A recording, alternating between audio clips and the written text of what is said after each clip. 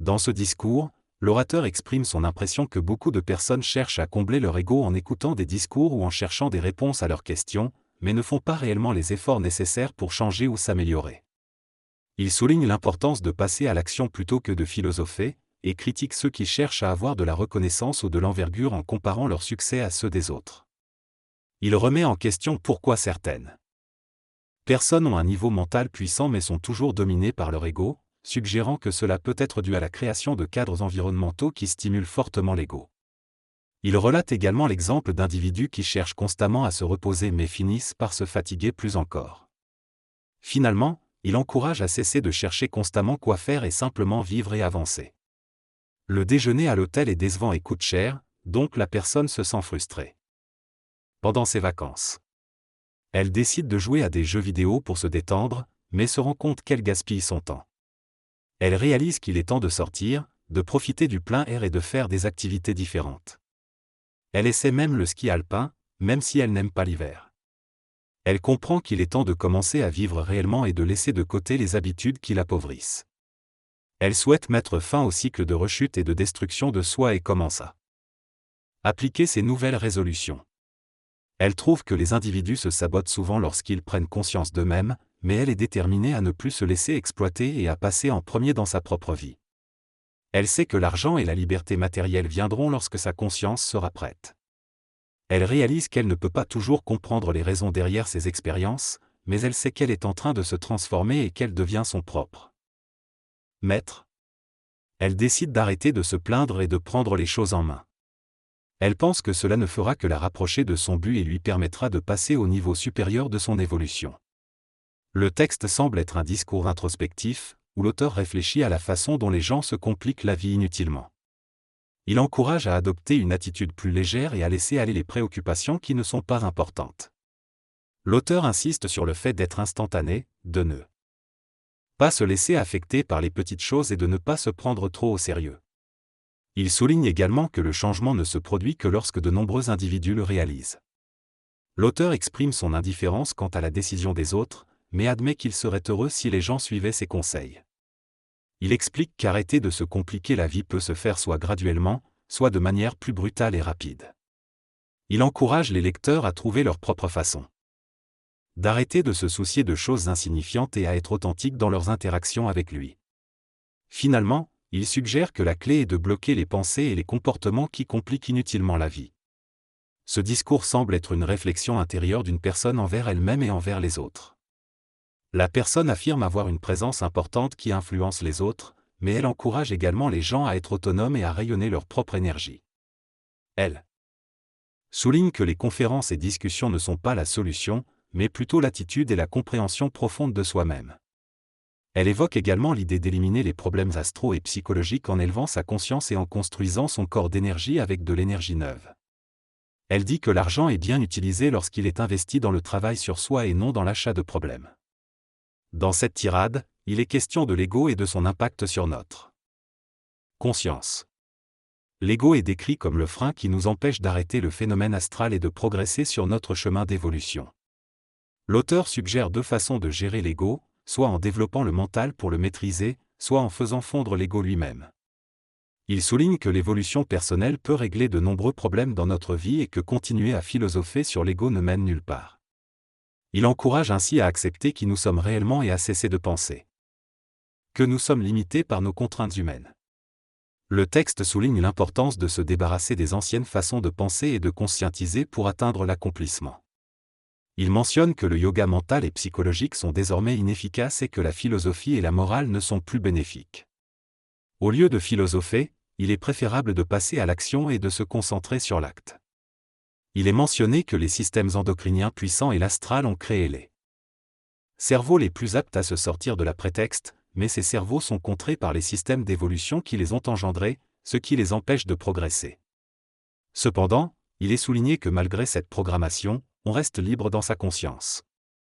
La conscience permet de faire la distinction entre le jeu de l'astral et la vérité, et il est suggéré de ne pas se laisser entraîner par les structures involutives de l'ego. Il est également mentionné que si l'on évolue dans la matière et dans le temps, on devrait être encore plus heureux et qu'il n'y a pas de risque réel, il n'y a que le choix entre faire ou ne pas faire. Le texte encourage à se libérer des inhibitions et des facteurs d'erreur pour progresser vers l'accomplissement. Il est mentionné qu'une personne fait de l'exercice intensif pendant 8 heures par jour. La question est de savoir si cela peut changer ses mémoires génétiques ou cellulaires, puisqu'il se concentre uniquement sur son corps. La réponse suggère que cela est possible à long terme, en développant des capacités telles que la résistance à certaines substances ou la régulation émotionnelle. Cependant, cela dépend des individus. Il est également évoqué que l'année 1990 sera une période de changement important, tout comme l'an 2000. Il est souligné que le changement peut être plus facilement accessible pour l'ego lorsqu'il y a un chiffre 0 dans l'année, ce qui peut motiver les individus à bouger et à conscientiser leurs besoins de changement. Ce n'est pas seulement une illusion mentale, mais une réalité astrale. Il est question ici d'une fusion cosmique, différente de l'illusion astrale. Il est souligné qu'il ne faut pas laisser le mental influencer l'astral en pensant que chaque fois qu'on se sent heureux, on se fait berner. Il est aussi mentionné qu'être un mauvais maître peut être diabolique et que si l'on veut réellement être heureux, il faut laisser l'astral travailler. Il est suggéré d'aider l'ego à accepter plus facilement le changement. Être aristocrate n'implique pas nécessairement d'être riche, c'est plutôt une attitude de communication de l'énergie vers l'extérieur. Il est mentionné qu'il y a différents niveaux d'aristocratie et que cela ne signifie pas seulement avoir de l'argent. Être aristocrate consiste à avoir une parole, un regard, une démarche et une façon de vivre aristocratique. Il est souligné l'importance de ne pas se laisser aller avant de réaliser des changements. Il est aussi mentionné qu'il faut être aristocrate dans sa pensée et devenir plus chevaleresque, solide et tolérant. Il est suggéré de prendre un moment solitaire pour écraser son ego et briser les chaînes astrales qui nous retiennent.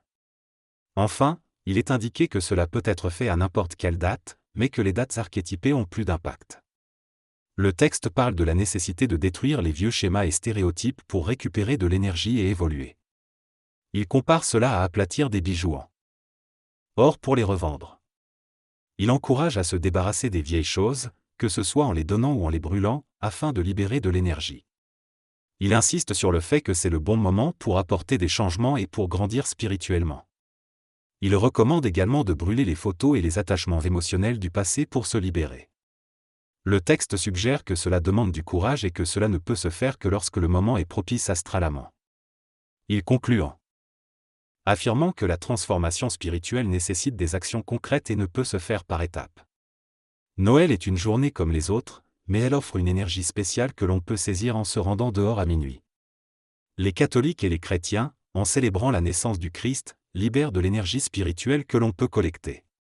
Cependant, il faut se rappeler que cette énergie est spirituelle et non matérielle, il faut donc la comprendre et la transformer en réalité.